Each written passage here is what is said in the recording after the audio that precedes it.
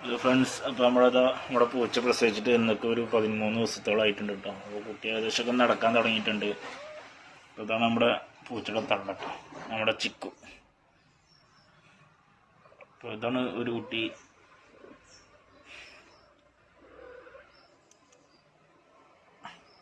രണ്ടാമത്തെ കുട്ടി നമ്മൾ കാണിച്ചു തരാം.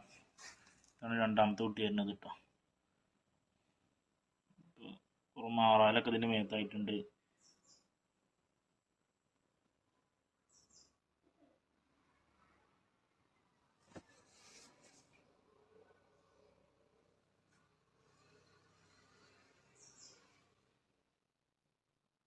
ഇപ്പോൾ തള്ളപ്പോൾ പാല് കൊടുക്കാൻ വേണ്ടി വന്നിട്ട് കേട്ടോ മോൾക്ക്.